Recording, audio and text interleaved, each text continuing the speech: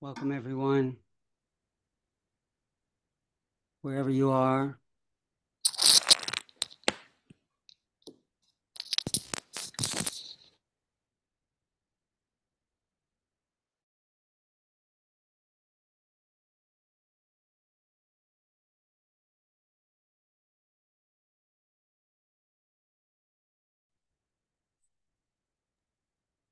You're muted, Kittisaro.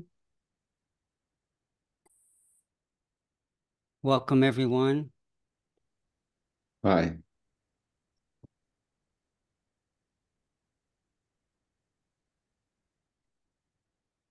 Wherever you are, since it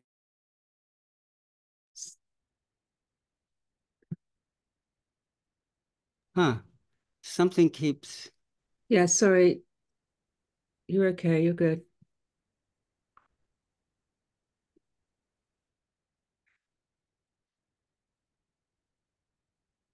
We always have to begin again with the welcoming because these tendencies of the heart to separate, to divide, to shut us in and lock them out. But what good fortune we have that we've encountered the teachings of the awakened one, the Buddha, who in our recollections of the nature, this true nature, the nature of the Dharma, the cosmos, the way things are, has a very beautiful word in it about welcome. Ehi pasiko. Ehi means come. Pasiko, come see. For ourselves, this timeless, universal, welcoming nature, true nature. Well, we don't have to have a special pass to get in. Our deepest inheritance is this belonging in the sacred web of life. But through decades, lifetimes, eons of conditioning and confusion, we identify with these discriminations that lock us in and lock them out, and we lose touch, connectivity. So wherever you are on this blessed earth, drawn to the core of earth, may we sense this shared belonging to. Many cultures talk about Pachamama, Mother Earth. Similarly, we are drawn, this magnetic pull of this deep ground of being, this Buddhic, awakened heart of hearts. Wherever you are on this earth, we're all supported by Mother Earth. We're all held within this ever-inviting ground of presence, consciousness, awareness, what the Buddha called the original brightness in the Shurangama Sutra. This essential knowing, aware ground within which all of manifestation appears and dissolves.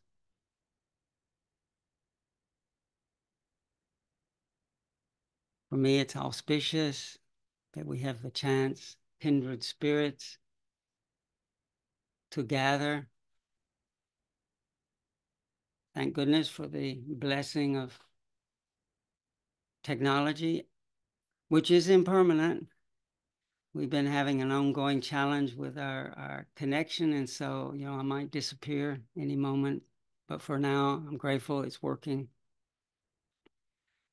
that we can auspiciously remember that that in this perilous, challenging time of so much conflict, so much confusion, so much misinformation, so much distress and suffering with the wars, the genocides, the oppressions, the trauma, that amidst what the Buddha called the Saha world, that which is not easy to endure, there is a blessing that this gathering links us. The blessing that there is a possibility of growing beyond our stinginess, seeing through our resentment, seeing through our confusion. The essence of what the Buddha calls the refuge in Buddha, Dhamma, Sangha, is a trust, a confidence that we share. That there is such a thing as waking up out of the dream, realizing, wow, that's a mood. That's just a hateful thought, a dismissive thought that when unrecognized, it contracts us around that us and them. If we didn't have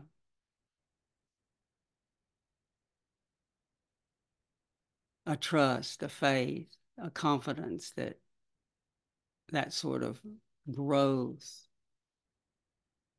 awakening was possible, we wouldn't come to a sacred mountain Sangha Sunday gathering. So we share that for a few moments. Let's celebrate that we're awake. Awake too.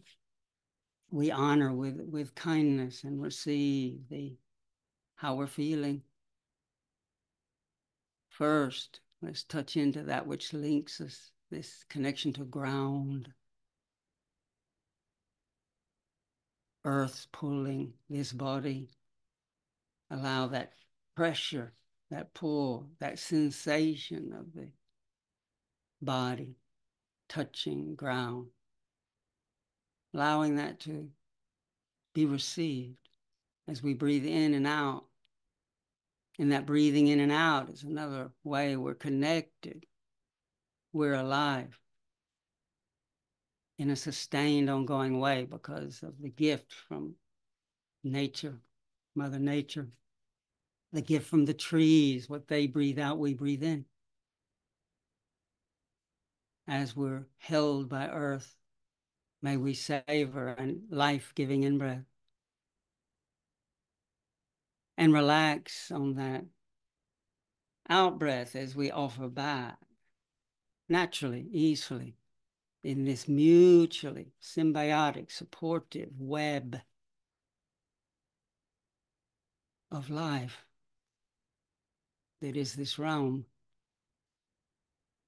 Breathing in and out, savoring wakefulness, savoring that we can experience the body-mind, that some sensations aren't easy to be with. We might call them painful, but as we breathe in and out, we can acknowledge, that's not easy to be with. That's painful. We can be patient with that natural feeling and those parts of the body which are more neutral. For example, at the moment, the sensation on my cheek is not painful, not pleasant, it's neutral. Can savor that sensation. It's more in the middle of the spectrum of pain and pleasure. And noticing, like for me, breathing in and out, this moment of recognizing this kindred spirit. We have, 80 of us around the world, sitting together, breathing together. That's a pleasing perception. As I savor the in-breath and relax on the out-breath, even though my body gets quite tired and uncomfortable a lot of the time, that easeful metabolizing of each out-breath is pleasing for moments. Let's just spend a few moments arriving, savoring that we're auspiciously gathered to remember our potentiality to grow beyond our afflictions that divide us, and remember that which unifies everything and everyone. Spending a few minutes practicing appreciating the as-isness of sitting and breathing, enjoying an in-breath that brightens, enjoying an out-breath that relaxes and allows the blessing of each breath to permeate our body.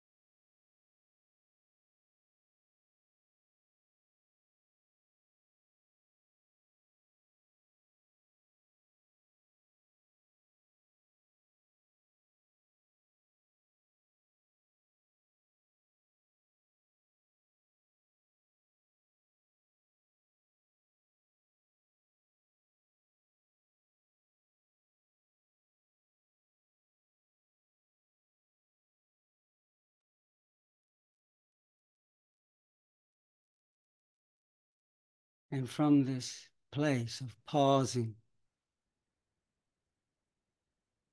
gathering, honoring this moment, let's celebrate together and recite the ancient honoring of the Buddha at the top of, in the page 3 of our old chanting booklet. So very soon we'll have our new wonderful chanting booklet put together by Annika, but we're slow in getting it together. But for now, top of page 3, Namo Tassa, page 4, these qualities of the triple jewel. And then we'll chant the Great Compassion Mantra on page 12. But as we recite, honoring the awakened one and the qualities of Buddha Dhamma Sangha, it's a celebration. Allow our sound, appreciating being awake to the way things are, and that we can always begin again, welcome things as they are again. That ehipassiko quality, which you'll hear in the chant, in the qualities of the Dharma. As we chant, trusting, and it happens, the vibration carried on our out breath, the breath we share, will permeate above, below, and all around, as these are protections.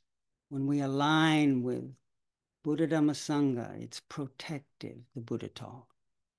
So let's this permeate all directions, all times. And then as we invoke the power of Kuan Yin Bodhisattva, wishing may beings be freed from these fires of greed, hatred, and delusion. May this catastrophic, toxic conflagration subside so that living beings can return to decency and sanity. Remember our nature.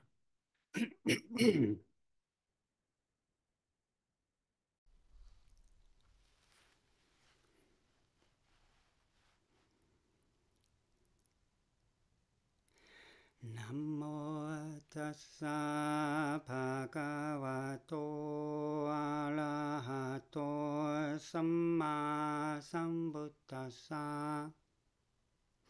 Namo tassa bhagavato arahato samma sambuddhassa.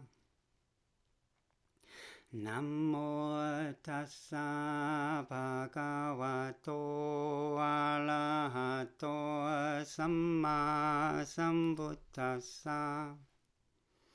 Homage to the blessed, noble, and perfectly enlightened one. Homage to the blessed, noble, and perfectly enlightened one. Homage to the blessed, noble, and perfectly enlightened one. Yetipiso bhagava arahang samma sambuddho vichachalana sampanno sukhato lokavidu anuttaro apulisatam asalati satta devamanusanang buddho bhagava tisavakato bhagavata dhammo santitiko akaliko ehipasiko Janang veditabo vinyuhiti supatipanno bhagavato savakasankho uchupatipanno bhagavato savakasankho nyayapatipanno bhagavato savakasankho samicipatipanno bhagavato savakasankho Yatitang chattari purisayugania tapulisa pugala esa bhagavato savakasankho ahunayo pahunayo Anjali kalaniyo hanuttalang punyaketang lokasati.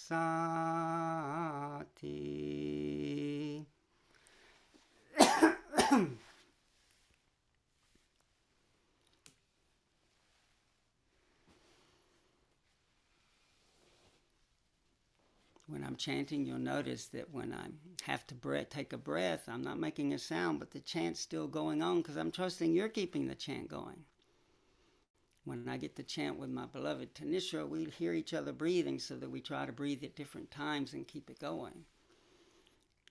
But she's not chanting with me this morning, so I'm letting you keep it going.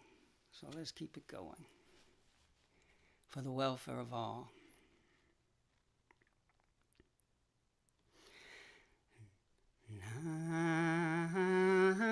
Namo Tabe Kwan Anje Yin Pusa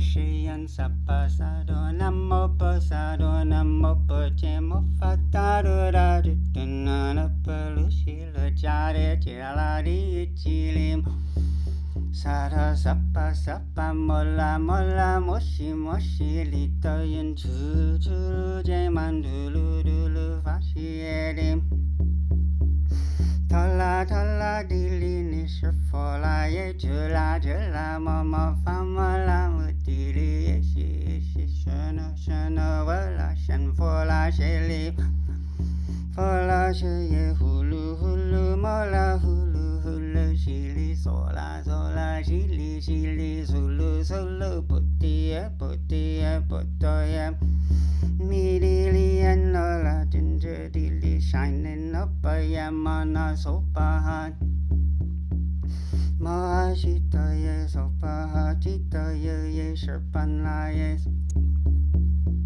Sopa mola nola sopa chilu sangha mucho ye sopa sopa maha ashita ye sopa jajila chita ye Paramo sita ye sopa nola ginger panchela ye sopa mopali shanjela ye sop Namahala tanandala ye namo ali ye polu chiri shaupala ye sopa nanchi chandu mandola pato ye sompa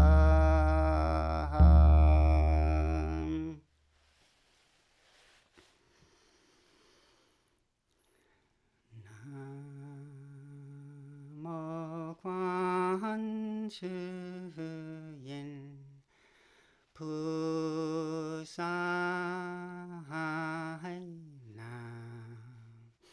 Namo Quan Shu Yin Pusai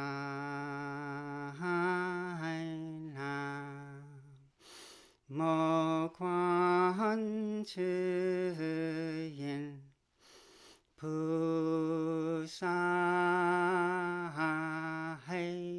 Nam Mo Quan Shu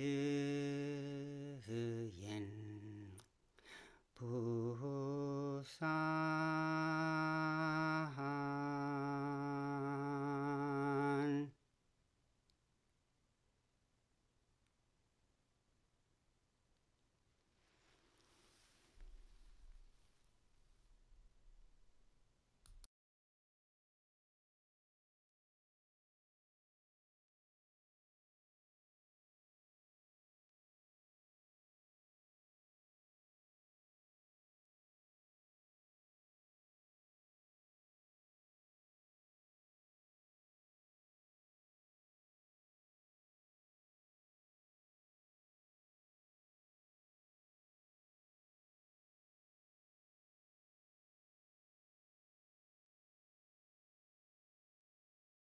We've done something skillful.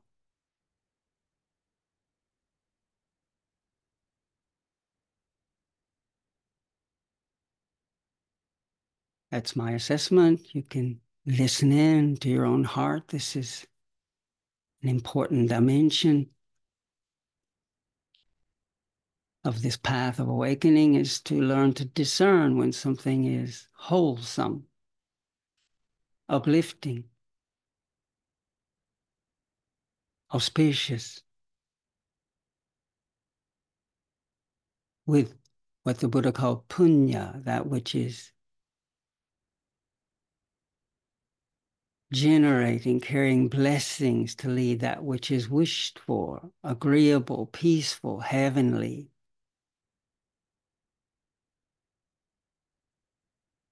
Mindfully connecting with this moment, remembering this notion of me, which emerges out of the grammar of our language and these habitual tendencies, this sense of me that can be so isolated and separate. In our mindful moments, they're relational. Awareness remembers, or the experience of body and feeling and emotion is related to this ground of listening, ground of awareness. Remembering this body supported by earth, by this atmosphere that we breathe, that the body, mind, this life is dependent. It's in a relational. It has a relational reality, interpenetrating, mutually supportive reality. Skillful to remember there are kindred spirits who, like yourselves, when I see one of you practicing a moment of patience, a moment of kindness, that helps inspire me to remember if I'm lost in worry and grumpiness and some spell of resentment. This linking with Sangha, encouraging. That's why it's a source of inspiration. It's part of the triple refuge. The value of a good, wise, virtuous friend that keeps encouraging us to befriend what is skillful in the heart. Reciting. We're reciting all sorts of mantras all the time, our habitual tendencies, but to recite some of these ancient recollections, sounds, principles that came forth from the awakened minds of the thus come ones, the Buddhas, to realign our nervous system, generate blessings within and around. So just to pause a moment and sense, how does it feel to pause for even a few minutes? Connect with community, virtuous community, those aspiring to grow and wake up, leave behind affliction, bring forth these noble inherent qualities of heart. And in this ground, I want to offer a few thoughts on Dharma. This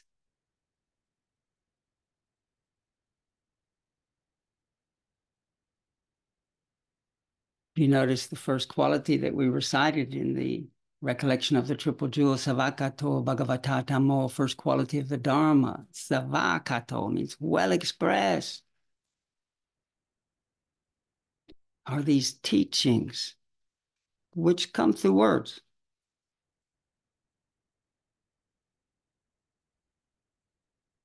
Savakato Bhagavata Tamo. These well-formed, skillful words, Bhagava, come from the Blessed One. One of the qualities of the Buddha is that he's filled with blessings, and that he's, because of the deep compassionate vow that all beings will be like him, he wants us all to wake up to this inherent treasures of the heart. The Buddha saw that we're not different.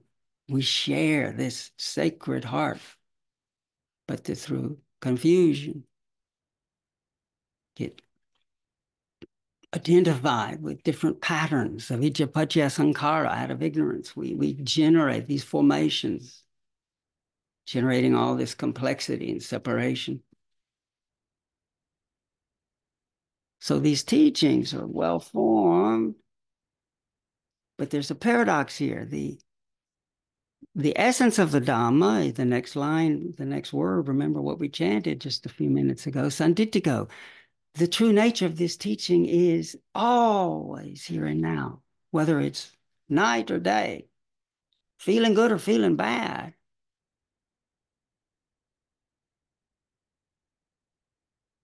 whether there's conflagration and toxicity and deep challenge, or whether it's a Davic, harmonious moment of peace, the true nature, sanditiko, always here now, akaliko, timeless, ehipasiko, is always inviting us.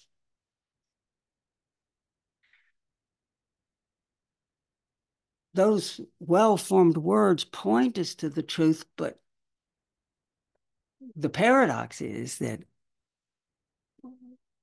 when we don't understand the nature of language, we get fooled by the grammar of language, which creates a me and a you and a here or there and a yesterday and tomorrow, all this multiplicity of separation. When we imagine and have trust that that is the true structure of reality, we lose touch with this deep, non-dual, interwoven unity that is our true home.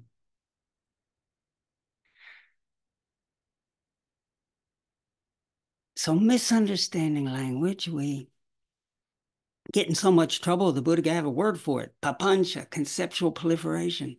We just get assailed by our thoughts, our worries, our doubts, our obsessions. Wish I could cut my head off and roll it down the lane like a bowling ball and be done with it. And our moments of when the mind goes quiet are so beloved because we're not creating suffering. But then we can wrongfully, I believe according to the Buddha's understanding, my own experience, we can wrongly make thought the demon, get so happy when our mind goes quiet, but then somehow judge thinking as somehow being lesser than. Thought is a tool. The proper understanding of thought, training of thought is crucially important in the awakening project. And yet it's so ephemeral, our thoughts. We can think about the future, what might happen, some memory from the past, wondering what's for lunch today, a thought of dread about what will I say in that situation. Those can all happen in a matter of seconds. That's why the Buddha didn't start with that. I mean, the first foundation of mindfulness isn't being aware of your thoughts. Being aware of our thoughts is so important, but the first foundation is the body because that's more tangible. It gives us a ground, a steadiness. That's why that's so important. But as we use that first foundation to steady ourselves, in the Buddha, one of the Buddha's most universally appreciated and practiced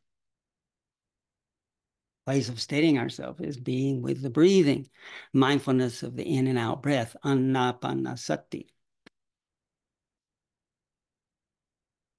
But as that practice deepens into as that composure steadies, it can bless the body and mind with what the Buddha called a pleasant abiding in the here and now. What's one of the definitions of samadhi?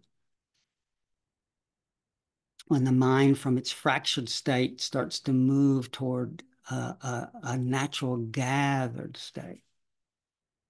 One of the most important components, dimensions of cultivating this jhana, this steadiness, these periods of calm, is the training of thought. The Buddha had a very important word, vitakka, vitakka, sometimes translated as applied thought. I find that a little I guess that's all right. Sometimes translated as directed thought. But it's not any old thought. It's the beginning of remembering thought as a tool.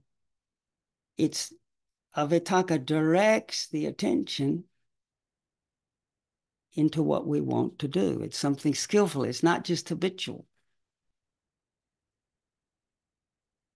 When thought is habitual and it's tinged with ignorance, then it leads to this papañca I was talking about, that the Buddha highlighted as one of the root causes of conflict, of suffering. We start getting assailed by thoughts that have all this meaning.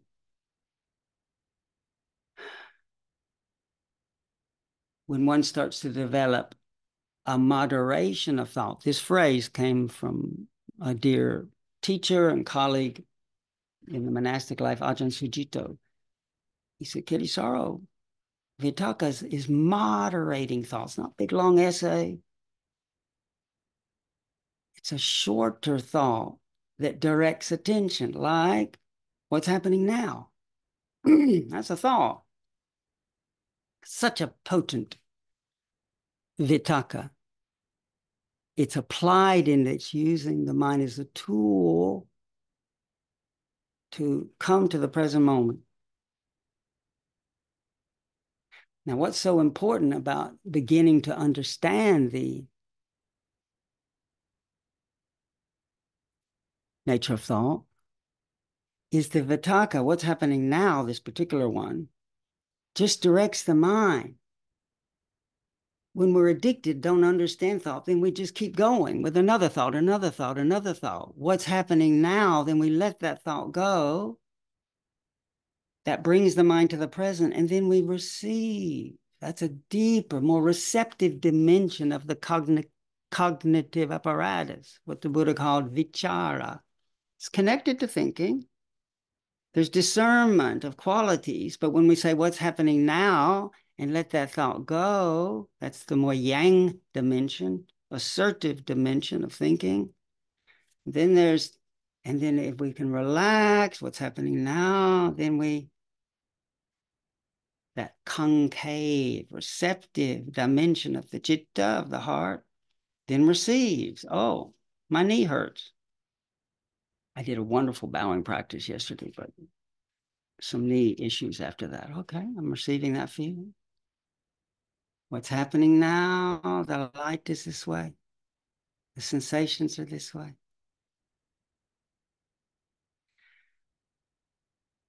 So what's happening now is appears, and then when we go into a more quiet, receptive dimension of the heart, then there's the receptive. The two work together. Ajahn Sujito called like the vitakka is like a pointer finger, and the vichara is more like the palm that just receives.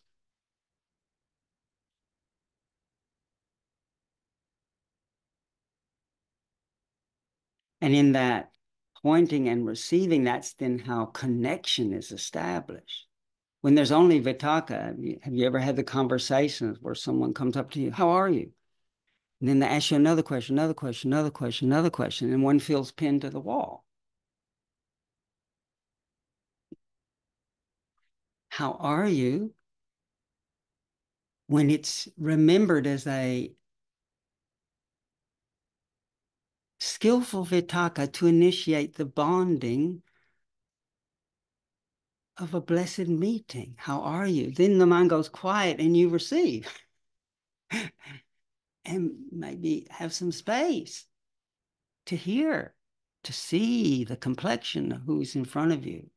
Are they distressed? Are they easeful? Are they tired? Are they energetic? Do they have something they want to share? Are they speechless because they're trembling? How are you? Then subsides.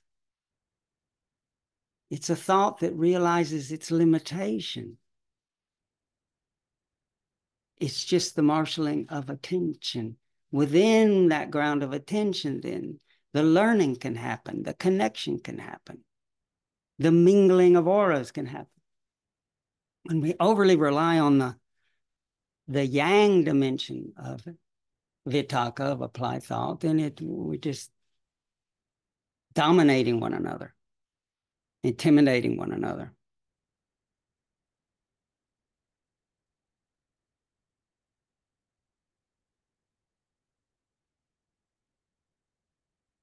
In the Vitakka Sutta, I'll just touch on it.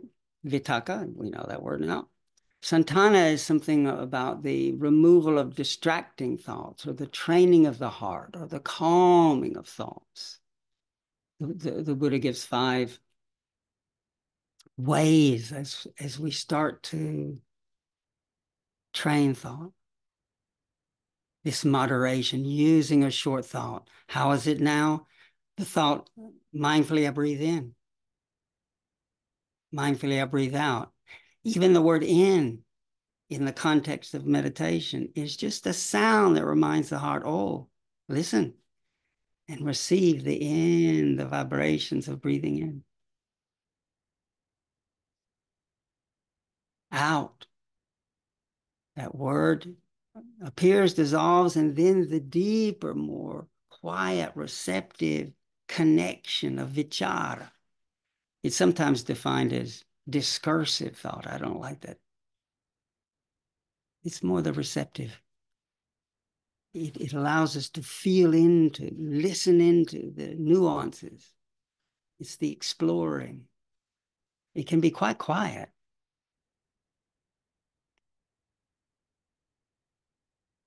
The first training the Buddha talked about, he compared to a carpenter in the old days where they didn't have nails, or maybe they did, but they used pegs to connect things together. And if a really good carpenter, if a peg was a little coarser and they wanted a more refined peg, because that one was a bit ugly, it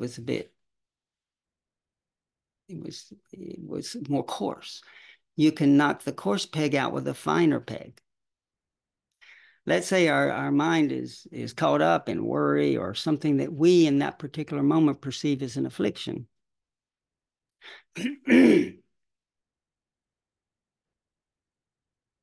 What's happening now is a finer peg to knock it out.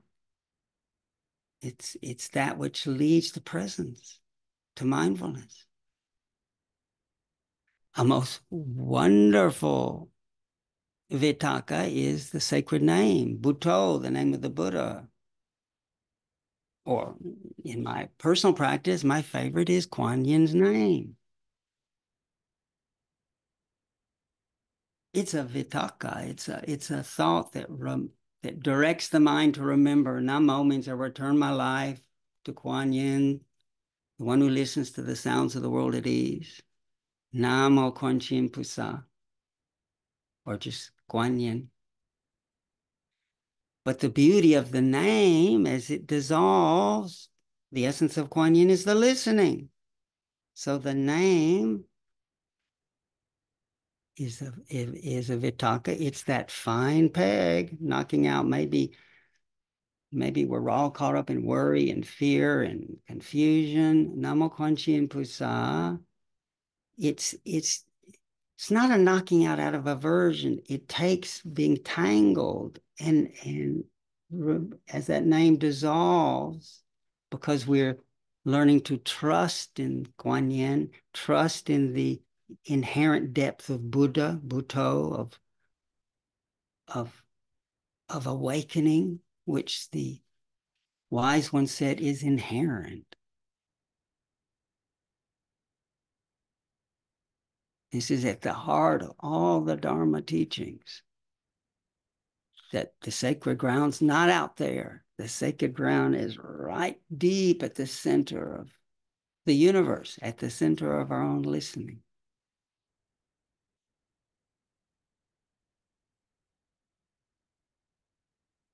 Holding Kuan Yin's name is very powerful. The Buddha said, because of the vow of Kuan Yin, the deep awakening of Kuan Yin, even if one remembered a lot of other really skillful names of other awakened beings, and the Buddha said, even if you made offerings to them for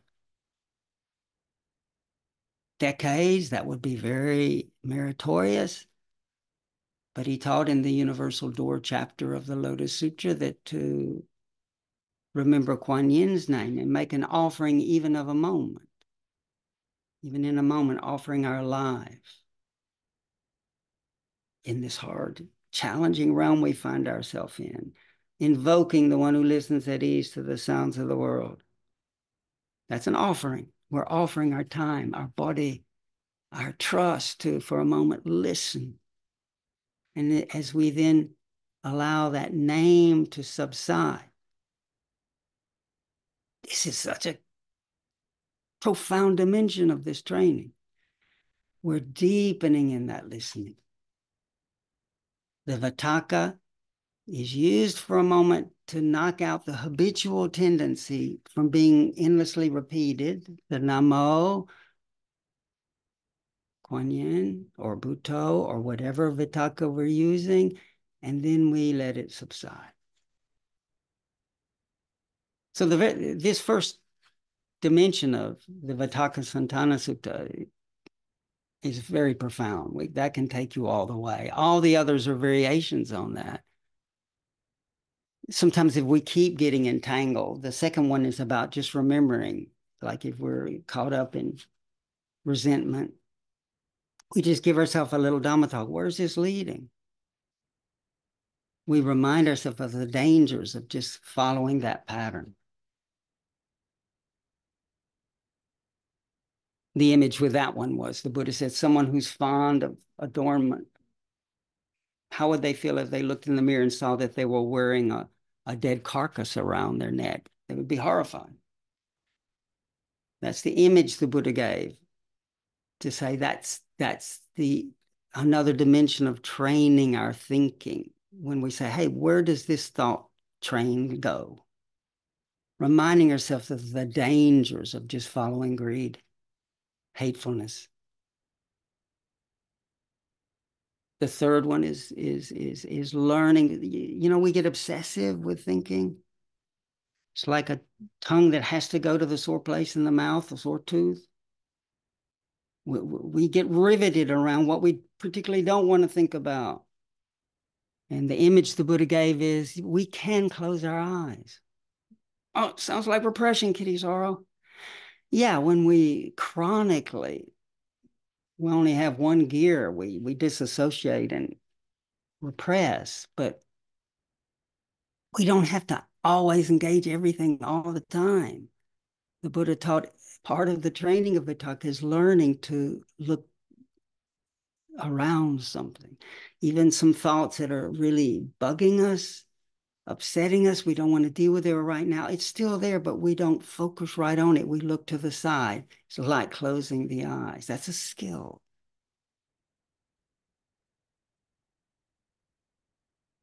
The fourth one's one of the most powerful ones. Some of these, a lot of these habits we're working with, the fears, the chronic passions, the resentments, the confusions, the anxieties, deep-rooted. Sometimes the fourth method is just patiently letting it be so that we start to sense how it's perpetuated. The image the Buddha gave was someone walking fast thinks, do I have to walk fast? What if I were to walk slower? Someone walking slow then thinks, do I have to walk slow? What if I were to stand? Then someone standing thinking, I'm standing, but do I have to stand? Can I sit? Someone sitting thinks, yeah, I'm sitting, but do I have to sit or can I lie down? What an image. It's called calming the sankhara. This is when we patiently, this is number 1 and 4, big time important. They're all important. But number 4 is when we're just, we're getting hammered again by we all have our patterns. I can get crippled by anxiety. And when we patiently learn to listen into it, we start to see how we're feeding it, how we're feeding it. That patient is in exploring it, an interest. What's going on here? And in that deep, patient one, we're more able to start to see that the sankhara, the thought, the movement is something that's happening within this deeper listening, this deeper ground. We're starting to notice that the sankhara, the thought form that we're addicted to or tangled up in, which we take to be me, is actually just that. It's a changing sankhara.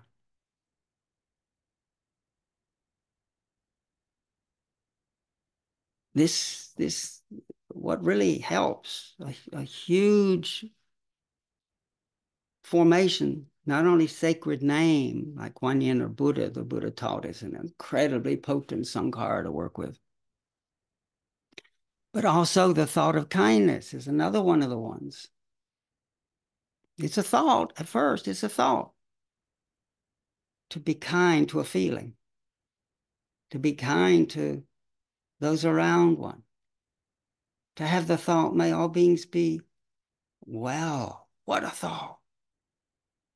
May all beings be well. Notice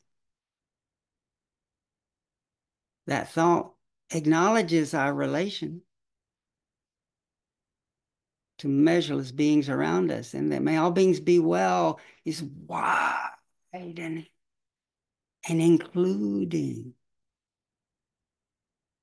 The Buddha taught that when you even have a thought of kindness for a finger snap, it has inconceivable meritorious blessings.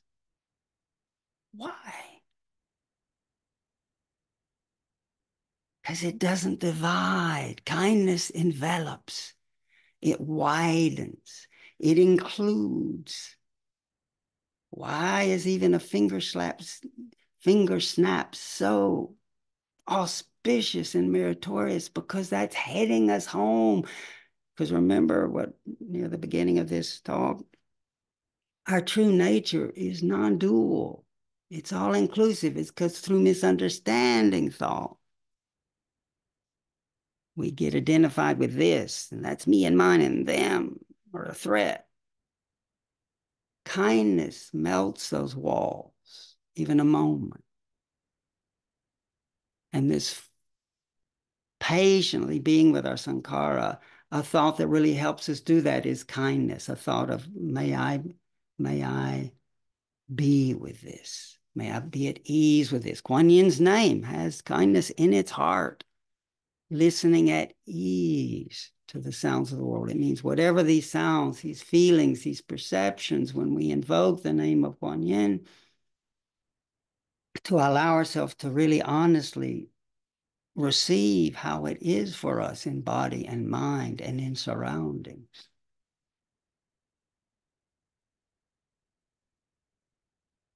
It's really helpful to kindly allow ourselves to be with and metabolize.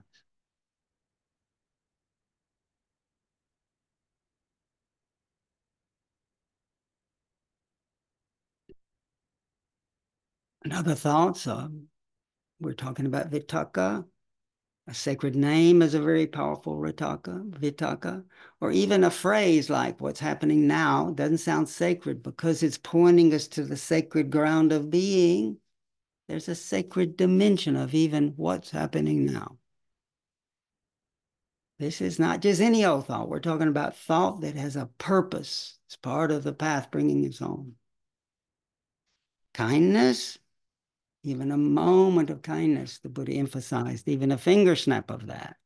Or even just saying Kuan Yin's name once, the Buddha said, and making a little offering.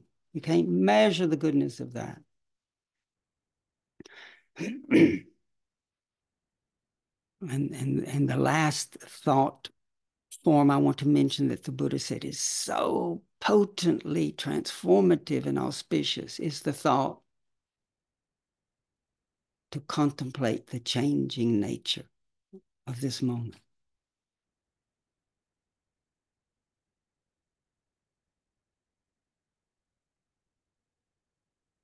changing.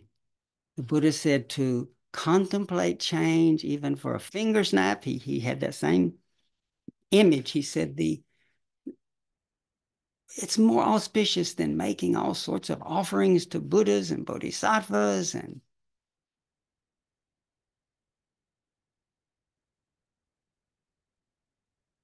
why is it so potent? Like right now. So a vitakka is thought, contemplate change. Now, when I say contemplate, I'm not talking about another big essay.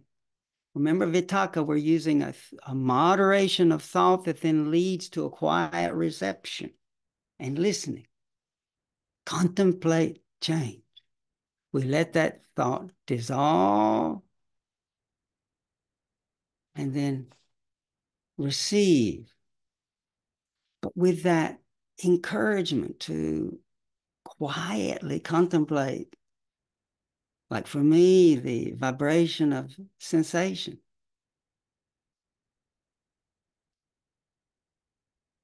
The sensations in my body are like 1,000 stars twinkling.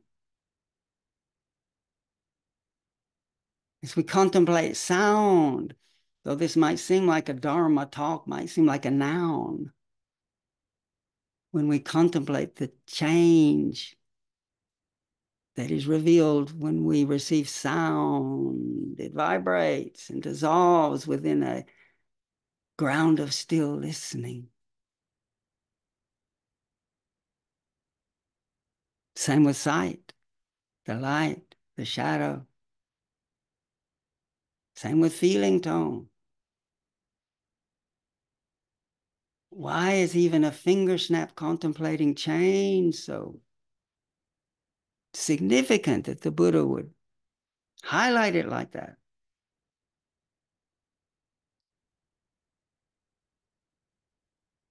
It's because it breaks up, revealing the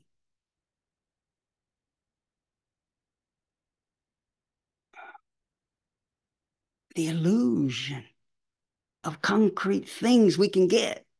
I'm getting to, don't bother me, I'm on my way to success. I'll get back to you later, Kitty. We're gonna get there. I'm gonna grasp it. When we contemplate the change of everything we see, every sound we hear dissolving, every sensation, every breath, this notion that we're gonna get something, get somewhere, it becomes obviously a dream. And the heart naturally starts to moving to dispassion. As the Buddha would say, if you try to grasp air, you're going to reap weariness. Why is that? Because we see you can't get hold of it. As we contemplate change, the true, ephemeral, empty of what we thought it was. It's empty of what we thought it was, but as we deepen in that listening, it's filled with presence, filled with the luminosity of the inherent light of the heart, filled with the natural knowingness of awareness itself.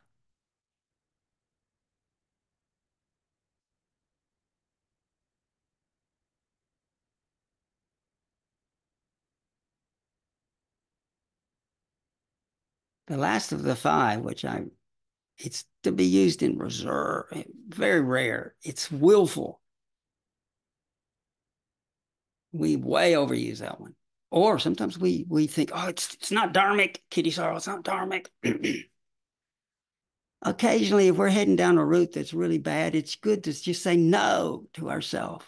If we got a friend's doing something wrong, it's sometimes useful to say, no, what are you doing? It's a wake up. When we chronically use it, okay, we get all this abuse, domination. But as a tool, the will is useful for sometimes just saying no.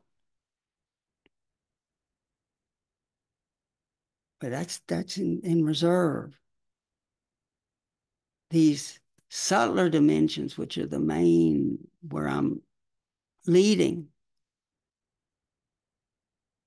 when we start to see every thought, and I love using Buddha or Kuan Yin's name. Kuan Yin's name comes, and then I contemplate change of Kuan Yin's name. Kuan Yin's name or the Buddha's name or whatever word we're using dissolves. It's empty of solidity, but I practice being at ease, which is in Kuan Yin's name, with those sounds. And I start to find myself sinking, resting through the layers of illusion of solidity that we've created with all our conditioning. That patient listening in to the silence after the directed thought has brought us back to this moment. That patient listening, that quiet listening to the end of the thought, very important. It's the training in papañca, the end of proliferation. It's leading to what the Buddha called patience with the non-production of dharmas. That's a mouthful. Patience. What's the production of dharmas? Is when our thoughts, we think there's really a this or that. We're not saying there's nothing, but our thoughts are imaginings. Imagining, for example, that this pleasant feeling, oh, I finally got here to happiness. It's not saying there's no feeling, but that thought was imagining that we could capture that mood, not aware that the feeling tones of ease and happiness are fluid, vibrating, shifting, changing. Thoughts are skillful. But when we just rely on thoughts for who we are, we end up with trouble because they're approximations. They're not true. When we use a thought and learn to listen at ease, then we start to develop the samadhi, the awareness that's not dependent on thought. Thought's a tool that comes and goes. As we learn to mind the gap between thoughts, the heart rests in that deeper, quiet, knowing dimension of the citta. That's a patient practice. At first, we just patiently allow the bumpiness and wobbliness as we feel the urge to think something else, do something else. As we learn to savor those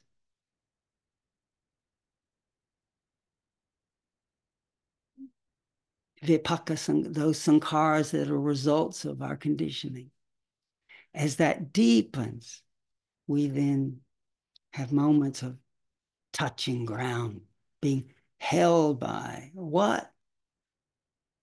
By the sacred ground, by reality, the heart of reality, the sacred nature, the essential nature. These are all words that come and go, but there is a mountain-like, durable, unshakable. That's why the Buddha used the word sharangama. Sharangama means unshakable, indestructible, durable.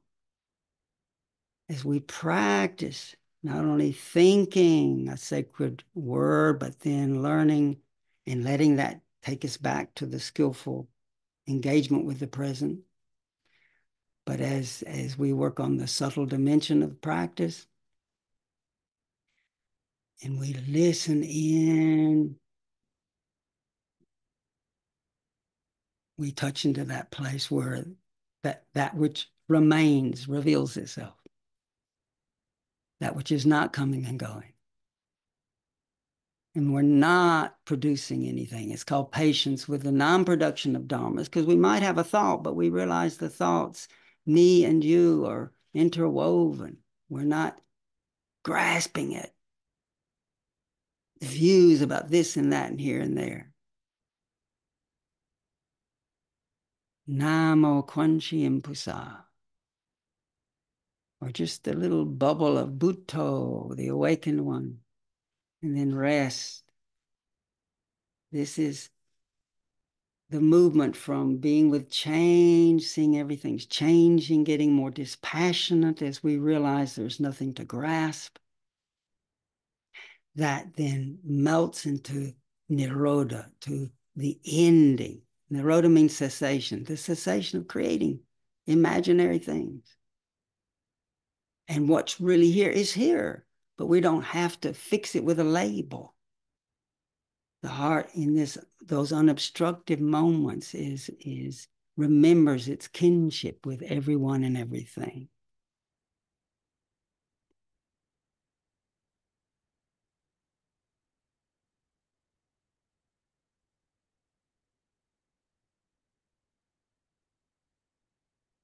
At the end of the Vitakka Santana Sutta, the Buddha said the practitioner then becomes a master of the courses of thought.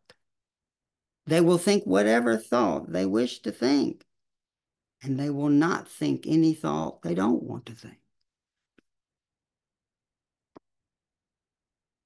An important dimension that I'm touching on is, rather than just being a victim of our thoughts, little by little, we're training thought, vitakka, to bring us to the moment. And we're using skillful thoughts, and we're also, as we savor the ending of a thought, allowing ourselves to return home to this deep, sacred, timeless ground where all things merge. That patience with the non-production of dharmas. This is a journey we're all on. We all return there because that's our nature. The Buddha said even the first nod to the Buddha, that acknowledging of that joy of, oh, wakefulness is possible, we set in motion an inexorable flow of conditions that will take us back home to our nature, because it's the true nature. So that's the good news of the Dharma. Thank you for your patience. I really encourage us to take advantage of our good fortune to encounter the Buddha's teachings and see we have the opportunity to work with this amazing dimension of being called thinking. It can be a curse. People get caught up in wanting to destroy everything, but it can be a blessing when we have a thought of may all be well. And it can be liberating when we reveal the true nature of the thoughts merging back into the Sacred Heart. So thank you. Let's take a few moments to stretch. And then in case there's anyone that has any comments or questions, I'll be here for a few more minutes. I will go away for about a minute to honor the needs of this body, biological needs. See you soon. Thank you, Kittisaro. This is Tanisra's disembodied voice. If you'd like to ask any questions, you can either raise your hand. There's a reaction button, as you know, on the bottom of the screen, the Zoom box, or you can also put questions in the chat. We don't have, like just 10 minutes before the end of the session, but time, as Kittisaro said, to take a few questions or responses. Thank you, everyone.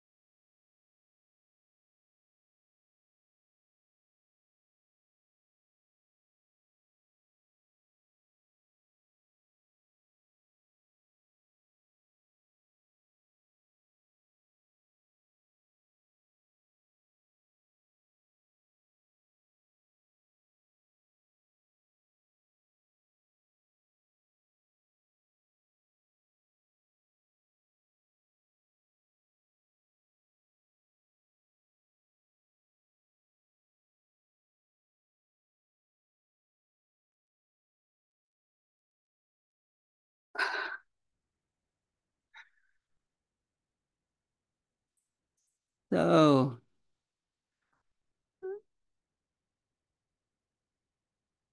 if anyone has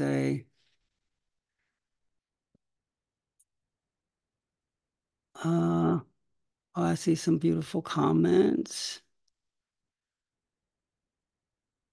So good to reconnect from Pauline. Karen Redding, amazing transmission of wisdom. Oh, I don't know about that, but I'm trying every day. Praise the Lord that you can begin again anew every day. Sarah, thank you so much. A blessing. Penny, my heart is much more peaceful hanging out with Kitty and y'all for an hour.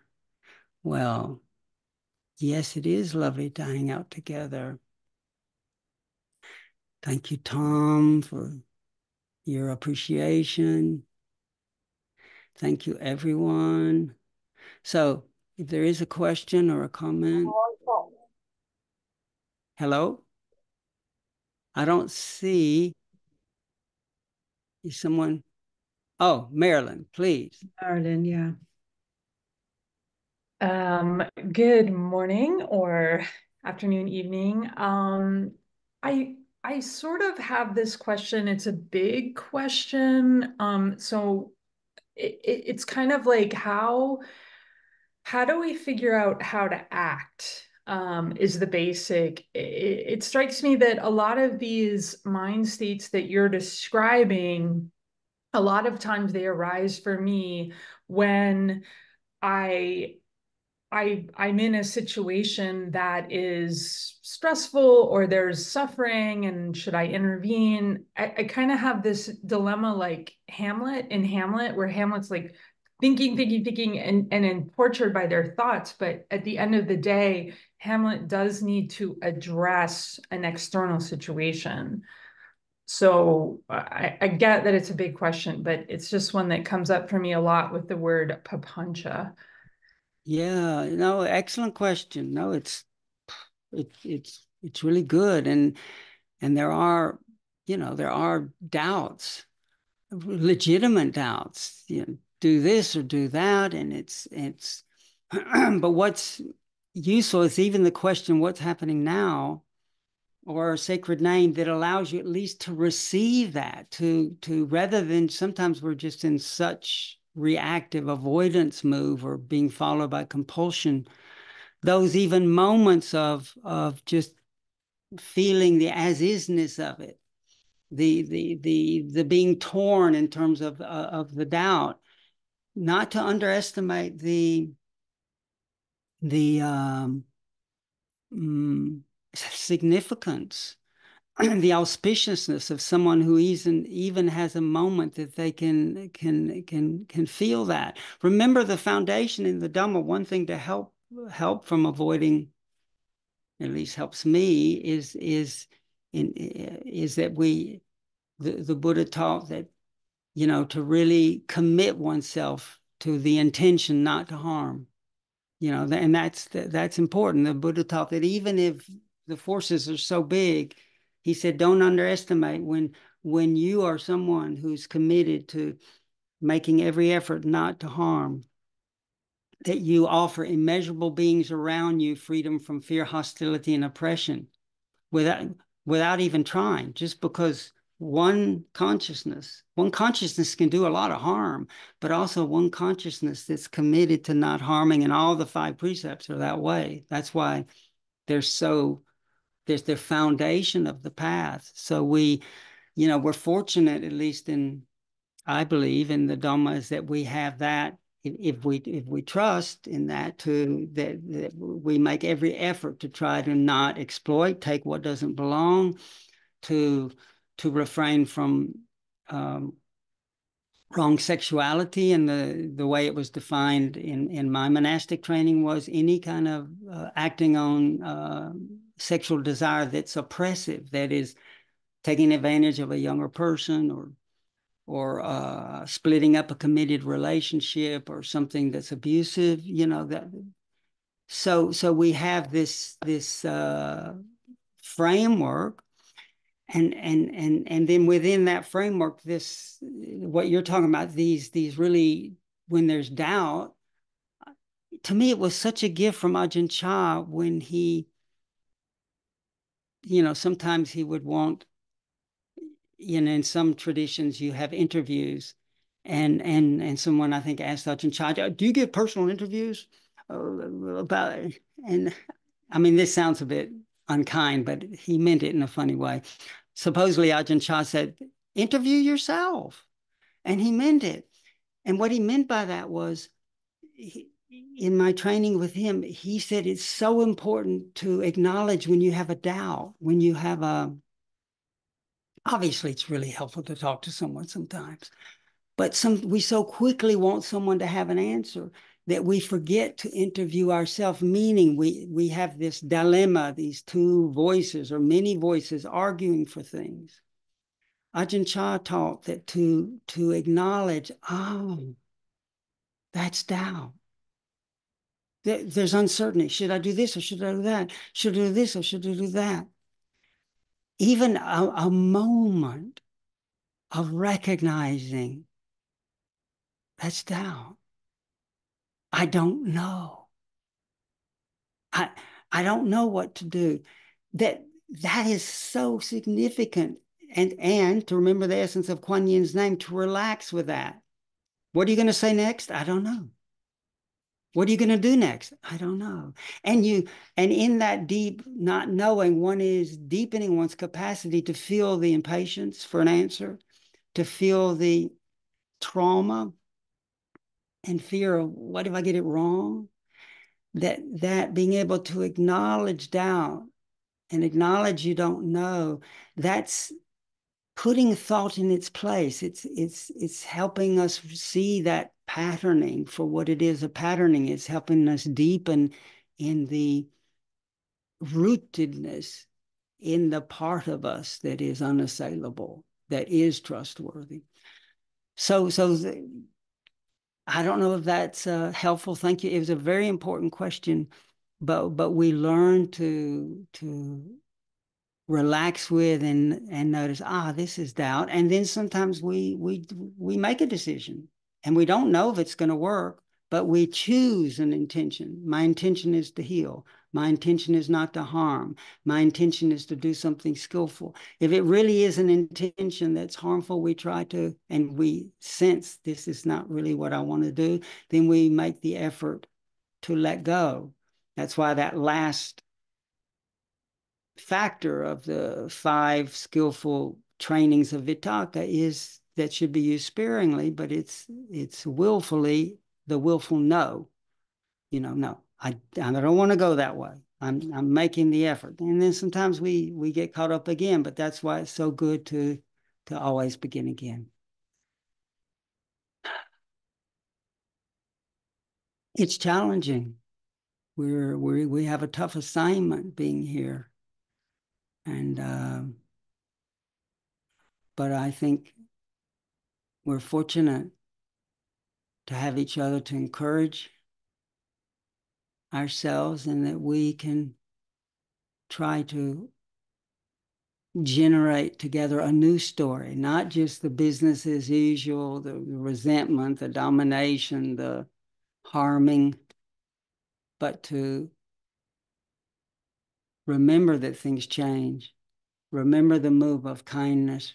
Remember there's a sacred ground of wisdom and compassion we can align with and use. And together, I think we can turn the tide. That's what I'm hoping. That keeps me starting again every day. Well, dear souls,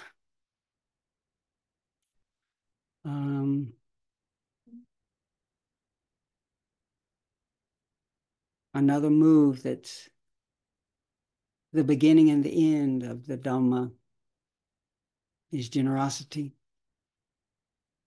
And I deeply believe that these minutes together are filled with blessings.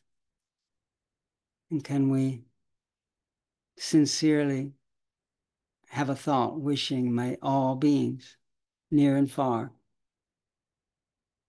good and bad, seen and unseen, benefit from our time together, from our efforts, from our contemplations.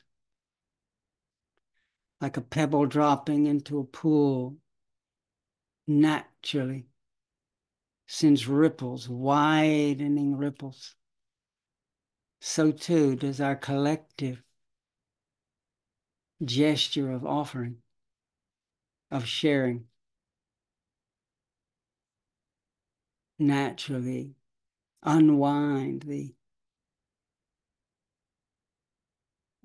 ancient pattern of separation and bless all beings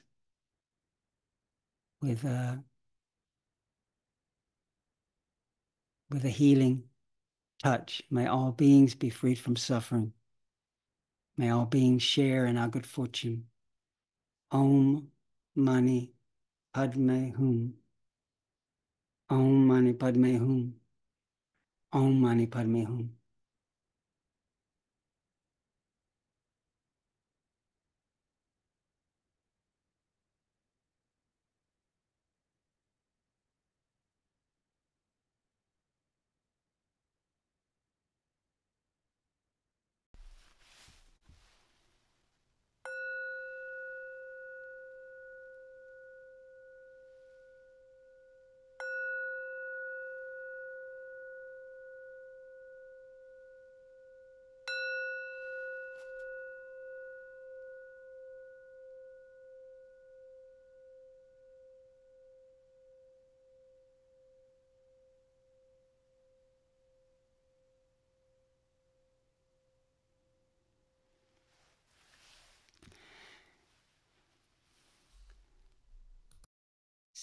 Sending you all a big hug.